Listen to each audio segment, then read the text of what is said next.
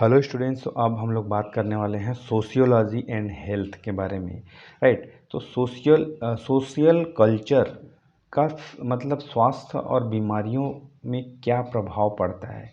Definitely ऐसा होता है कि जब हम समाज में रह रहे होते हैं, जिस एरिया में रह रहे होते हैं, जिस रीजन में रह रहे होते हैं, वहाँ के सराउंडिंग्स ही हमारे स्वास्थ्य को इम्पेक्ट करता ही है। कई वे से डिफरेंट वे से ये प्रभावित होते रहता है।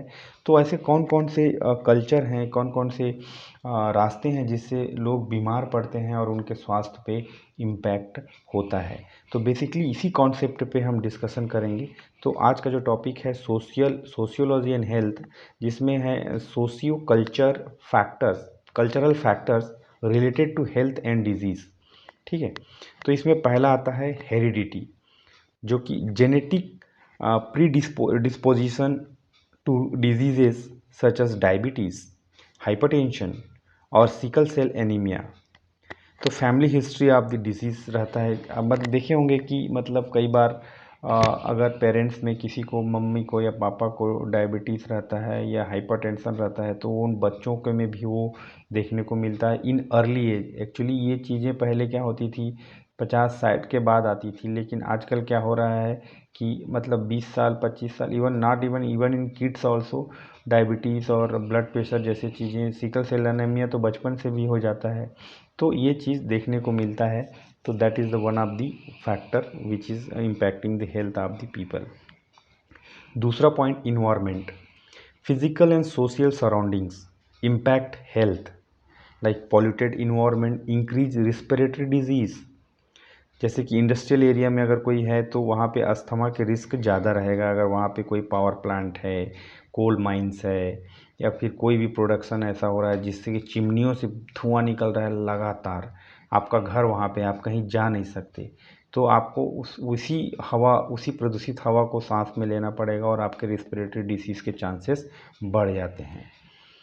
थर्ड फैक्टर हो सकता है लाइफस्टाइल, जैसे कि डाइट, आपका खान पान, एक्सरसाइज, व्यायाम, स्मोकिंग, अगर आप सिगरेट बीड़ी पीते हैं, अल्कोहल कंजम्पशन, ड्रिंक करते हैं, स्लीप पैटर्न, सही तरीके से सो नहीं पाते, अगर आप वर्किंग हैं तो may be night duty, general shift, depends, directly affect the health, आपके स्वास्थ्य को ये डेफिनेटली प्रभावित करता है। For example unhealthy diet, obesity, कुछ भी खा रहे हैं, पिज़्ज़ा, बर्गर, दिस दैट, तो डेफिनेटली आपका मेटाबॉलिज्म सही नहीं होगा और आप मोटापे के शिकार हो सकते हैं। Socio economic conditions like poverty, low income leads to the malnutrition, inadequate health care, जैसे कि लो इनकम फैमिलीज में lack access of the healthy food. तो डेफिनेटली मतलब जो गरीबी है वो तो सबसे बड़ा मतलब रूट कॉज है, कि अगर आप उसको बोलोगे कि बादाम खाओ तो वो कहाँ से मतलब अफोर्ड कर पाएगा। ठीक है। या फ्रेश फ्रूट्स एंड वेजिटेबल्स, तो definitely they may not be able to take care about their health. तो low income family definitely they will, है ना। इसके बाद आप छठवां पॉइंट दे सकते हैं हेल्थ सर्विसेज के बारे में।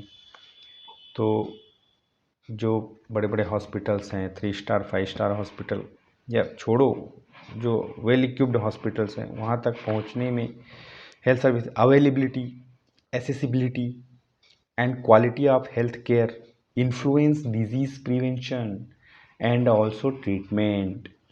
ठीक है।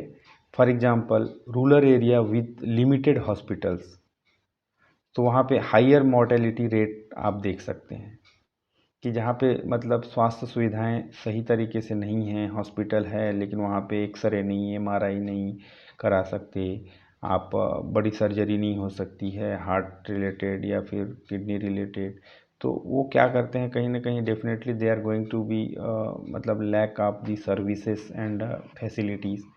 सो वो वहाँ पे मतलब मरने के चांस, मतलब जो रेट है वो ज़्यादा रहता है। Education, health literacy improves awareness of hygiene, nutrition, and disease prevention.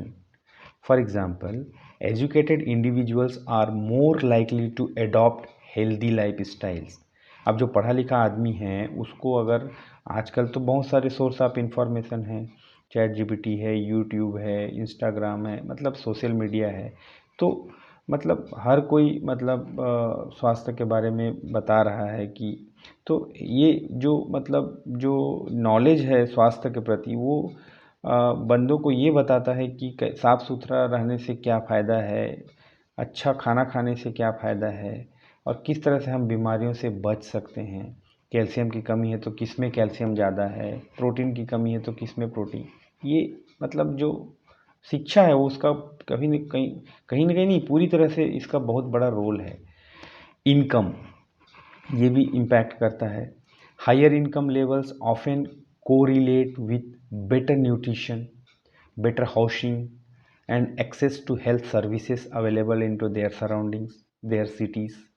For example, wealthier individuals can afford regular health checkups and prevention.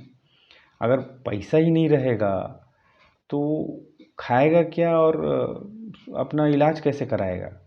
तो पहले तो पेट भरना है, बाद में फिर अपना हेल्थ आता है, नहीं तो मरेंगे तो मरेंगे, ऐसा वाला रहता। ठीक है।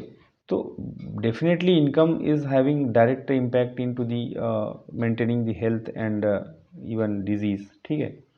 इसके बाद हाउसिंग, मतलब कहाँ पे रहते हैं, इसीलिए मतलब कंट्री का भी रोल होता है और सिटी का भी रोल होता है। Poor housing conditions such as overcrowding and lack of ventilation increase exposure to infectious diseases. For example slum areas, outbreak of tuberculosis.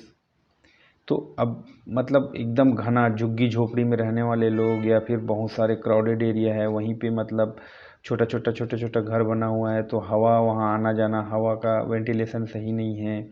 तो अब वहाँ पे जैसे कोरोना के टाइम में आप देखे होंगे कि एक कॉलोनी इन्फेक्ट हो रहा था तो पूरा का पूरा कॉलोनी को सील किया जा रहा था, क्वारंटाइन, हाइजीन। तो ये वहाँ पे बहुत ज़्यादा हो रहा था। टीबी जैसे है वहाँ उसकी रोग, टीबी भी कम्युनिकेबल डिजीज़ है, तो स्लम एरिया में तो बहुत डिफ़िकल्ट हो जाता है।